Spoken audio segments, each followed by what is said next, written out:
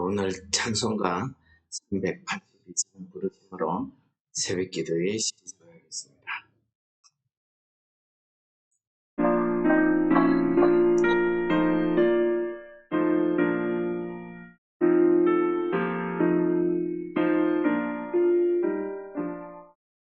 너는 심걱정 말아라 주 너를 지키리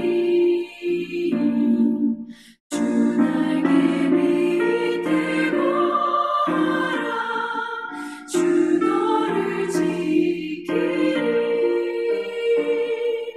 주 너를 지키리 아무 때나 어디서나 주 너를 지키리 늘 지켜주시리 너를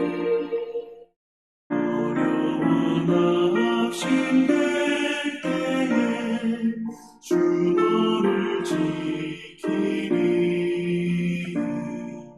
위험한 일을 당할 때 주 너를 지키리 주 너를 지키리 아무 때나 어디서나 주 너를 지키리 늘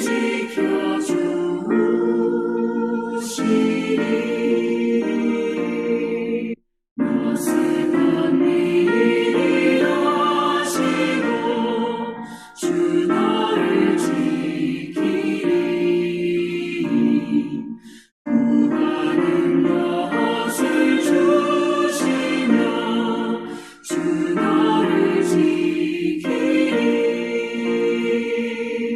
주 너를 지키리 아무 때나 어디서나 주 너를 지키리 늘 지켜주시리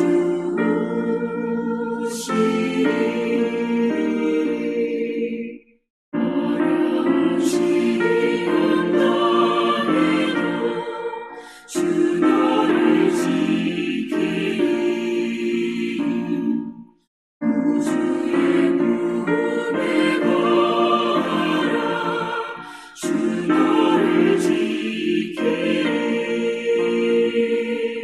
주 너를 지키리 아무 때나 어디서나 주 너를 지키리 늘 지켜주시리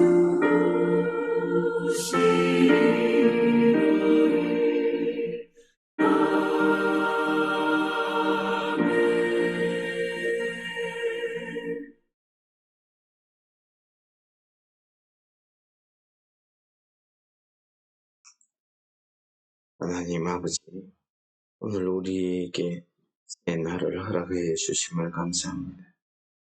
우리가 이 땅을 살아나갈 때에 우리의 오늘 하루의 삶 가운데서 하나님의 나라를 이루어가는 삶이 되게 도와주옵소서.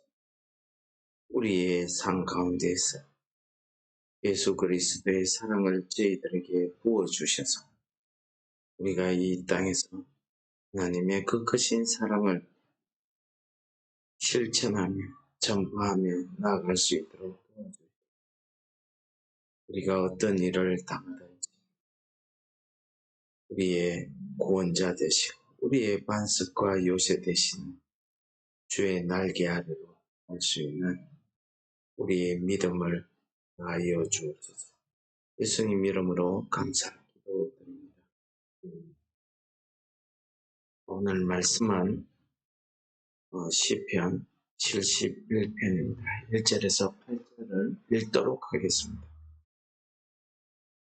여호와여, 내가 주께 피하오니 내가 영원히 수치를 당하게 하지 마소서. 주의 공의로 나를 건지시며 나를 풀어주시며 내 길을 내게 기울이사 나를 구원하소서. 주는 내게 항상 피하여 숨을 바위가 되소서. 주께서 나를 구원하라 명령하셨으니 이는 주께서 나의 반석이죠 나의 요새심이니이다. 나의 하나님이여, 나를 악인의 손 곧 불의한 자와 흉악한 자의 장중에서 피하게 하소서. 주 여호와여, 주는 나의 소망이시여 내가 어릴 때부터 신뢰한 이시여 내가 모태에서부터 주를 의지하였으며 나의 어머니의 배에서부터 주께서 나를 택하셨소. 나는 항상 주를 찬송하리. 나는 무리에게 이상한 징조같이 되었으나 주는 나의 견고한 피난처시오. 주를 찬송함과 주께 영광 돌림이 종일토록 내 입에 가득하리. 아멘. 오늘 이 시는 시의 표제가 없습니다. 누가 지었는지, 무슨 의도로 지었는지, 내가 무엇인지 아무것도 표시되어 있습니다. 어떤 사람들은 이 시의 전체적인 시편 72편 내용을 전체적으로 읽어보면서 에레미야가 의 상황과 비슷하다. 에레미야서에서도 이러한 내용이 나오더라 해서 에레미야가 지은 것이 아닌가 이렇게 추측하기도 합니다. 어쨌든 이 시의 주인, 이 시를 지은 시인은 누구인가는 우리가 잘 알 수 없지만은 오늘 말씀해 보면은 이 시인이 상당히 어려움을 당하는 데 있어서 보통 그냥 일반적인 어려움이 아니라 오늘 1절에 보시면 수치를 당하게 하지 마소서 하는 기도를 하고 있습니다. 이 수치라는 것은 한마디로 부끄러움입니다. 내가 죄를 짓고 내가 잘못해서 이런 수치를 당하는 거야. 그거 어떻게 하겠습니까? 수치를 당해야지. 그러나 내가 그러한 일을 행하지 않았는데도 내가 수치를 당한다. 어렵다. 이것은 우리가 차마 견딜 수 없는 그런 내용입니다. 저는 이 시의 전체적인 내용을 읽어보면 다윗의 경우도 생각나는 겁니다. 만약에 다윗이 이 시의 주인이라고 하면은, 시인이라고 하면은, 다윗이 사람들 앞에 수치당할 일이 무엇이 있겠습니까? 그는 왕입니다. 그가 무엇을 했든지 사람들에게 무엇이 부끄럽겠습니까? 그 시대, 그때의 상황에서 비추어 봤을 때 왕은 무슨 일이든지 할 수 있습니다. 우리가 믿음 신앙 안에서 다윗이 한 일이 죄라고 바세바 사건을 그렇게 이야기하지만은 그 당시에 왕들이 하는 일이나 왕의 주위에서 이야기하는 그건 전혀 죄가 아닙니다. 왕이 원하는 사람을 취할 수 있습니다. 이런 부분에 대해서 하나님께서 사무엘 선지자를 통해서 왕을 요구하는 이스라엘 백성들에게 분명히 경고했습니다. 너희들이 왕을 요구하지만은 이 세상의 왕은 어떠냐? 그가 너희들을 종처럼 부릴 것이고 너희들이 이게 내 집이고 내 포도원이고 내 것이고 하지만은 왕이 원하면은 그것을 자기 것으로 빼앗아갈 수 있다. 그리고 왕이 너희 아들을 군인으로 너희 딸들을 몸종으로 쓸 것이다. 이런 경고했습니다. 그럼에도 불구하고 이 사람들은 하나님이 왕되심을 거부하고 이 세상 다른 나라들처럼 사람이 왕으로 세워지기를 요구했던 것입니다. 그러니 바세바 사건쯤이야 정말 따지고 든다면은 죄가 아닙니다. 그러나 그는 이 일 때문에 하나님 앞에 징계를 받고 벌을 받습니다. 그랬습니까? 그는 자기가 사랑하는 두 아들을 통해서 반역을 당합니다. 특히 압살롬은 어떻게 합니까? 왕궁에 남아있던 아버지의 첩 10사람을 백성들이 보는 대낮에 10사람과 동침을 해버립니다.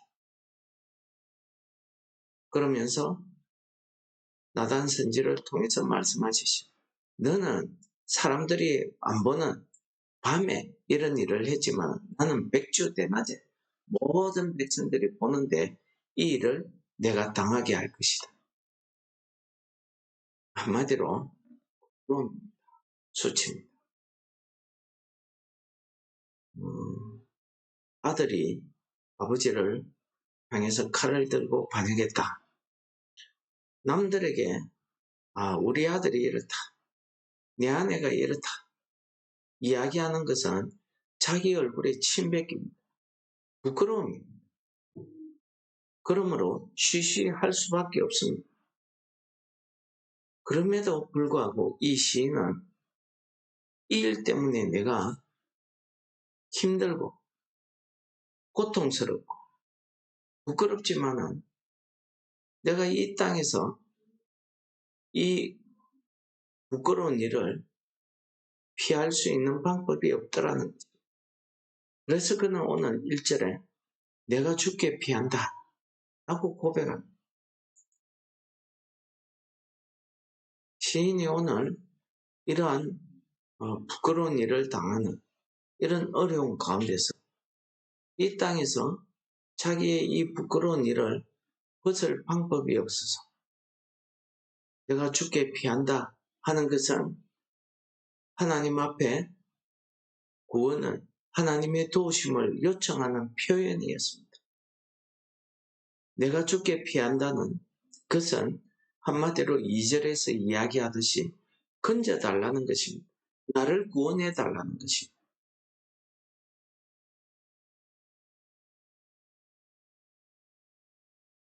내가 죽게 피한다는 것은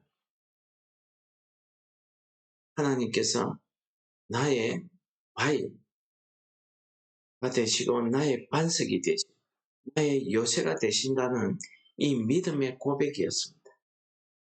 바위는 평지에 있는 이런 돌과는 다릅니다. 그 사이즈, 단단함이 다르다는 것입니다. 바위가 굴러가면은 작은 돌들은 부서지기 마련입니다. 이 삼손이 블레셋 사람들을 피해서 숨을 때에도 바위 틈에 숨었다고 이야기합니다. 그 정도로 이 바위는 사람이 피하여 숨기에 안전한 곳이었다는 것을 표현합니다. 반석 역시 마찬가지고 요새 역시 마찬가지고 그 당시에 요새라는 것은 난공불락입니다. 적이 어떤 무기를 가지고 공격해도 그 요새 안에 있으면 안전을 보장하는 것입니다. 내가 죽게 피한다는 것은 나에게 있어서 하나님은 나의 반석이시고 요새시라는 이 믿음의 고백을 이야기하는 것입니다. 4절부터는 이 시인은 하나님 앞에 간구하는 내용을 합니다. 내가 죽게 피한다는 것은 하나님 앞에 간구하는 기도였다는 사실. 믿음의 고백이자 기도였습니다. 이 기도를 보시면 나를 악인의 손에서 구원해 달라는 것입니다. 손이라는 것은 힘이고 영향력을 비유할 때에 손, 장중 이렇게 이야기해요. 장중, 손바닥 안을 이야기하지. 이 악인의 영향력에서 벗어나게 해야 됩니다. 그의 소나기에서 벗어나게 해달라는 그 간구를 하고 있는 것입니다. 그리고 5절에서 8절까지 보시면 믿음의 고백을 하는 이 시인의 믿음의 고백은 내가 마음껏 이 땅에서 살다가 내가 어느 정도 나이가 들고 혹은 죽을 때가 다 되어서 구원을 받아서 주 앞에 평안히 가는 것, 그 축복입니다. 복입니다. 그러나 오늘 시인의 이야기를 들어보시면 시인은요, 어려서부터 여호와는 나의 소망이었다고, 내가 신뢰하는 분이었다고 고백하고 있습니다. 내가 어머니 배에서부터 주를 의지하고 어머니 배에서부터 주께서 나를 택했다고 이야기하고 있습니다.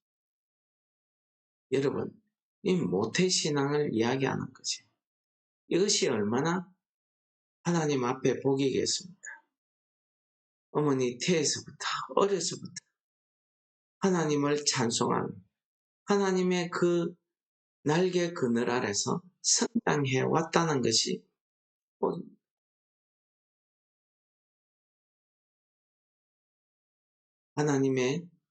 어려서부터 하나님의 말씀으로 성장하여서 하나님의 품을, 하나님의 구원을, 그 그늘을 벗어난 적이 없다. 이것이야말로 정말 우리 창세기에서 이야기하듯이 에녹이 300년 동안 하나님과 동행하더니 하나님께서 에녹을 불러가셨다는 것입니다. 이게 얼마나 우리에게 큰 구원이겠습니까? 오늘 시인은 내가 주께 피한다는 이 믿음의 고백, 내가 주께 피한다는 이 구원의 기도, 간구에 이어서 그는 어려서부터 내가 하나님을 신뢰하고 하나님께 소망을 두고 하나님을 찬송하며 살았다고 고백하고 있습니다. 그의 삶을 간증하고 있는 것입니다. 그래서 그는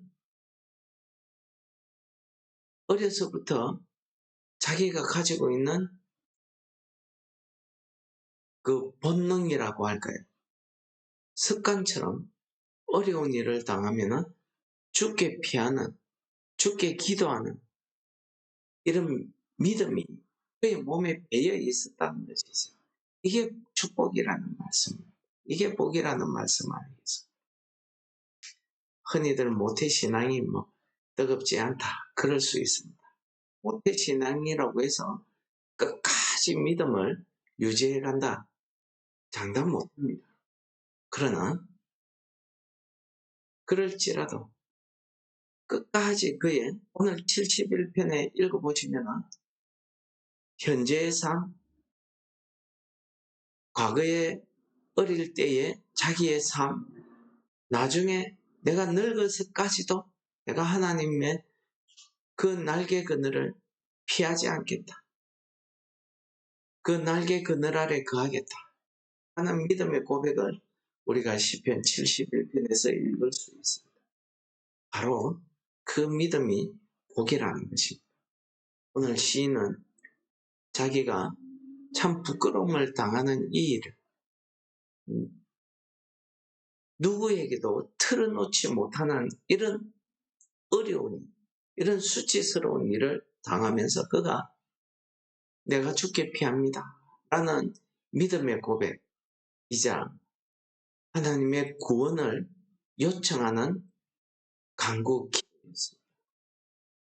이 기도 끝에 그는 자신의 어렸을 때부터의 믿음을 되돌아보면서 하나님을 찬송하게 되었다는 사실이죠. 다윗이 어떻습니까? 어려서부터 그는 아버지 양을 치면서 사자의 발톱에서, 곰의 발톱에서 나를 건져주신 하나님, 그 하나님을 믿고 내가 오늘 나아가면 저 골리앗의 손에서 나를 건져주실 줄 믿습니다. 이것이 다윗의 믿음의 고백이었습니다. 그렇습니다. 이런 믿음은 결정적인 순간에 드러나는 것입니다. 오늘 우리에게도 이러한 믿음의 고백이 내가 주께 피합니다 하는 이 기도, 우리의 기도가 되고 우리의 찬송이 되시기를 축원합니다. 내가 오늘 우리가 불렀던 찬송처럼 우리가 당하는 어떤 어려움이 있어도 내가 주께 피함으로 내가 근심 걱정할 것이 주의 날개 아래 거하시는 성도 여러분들이 되시기를 말씀을 묵상하시면서 기도하시겠습니다.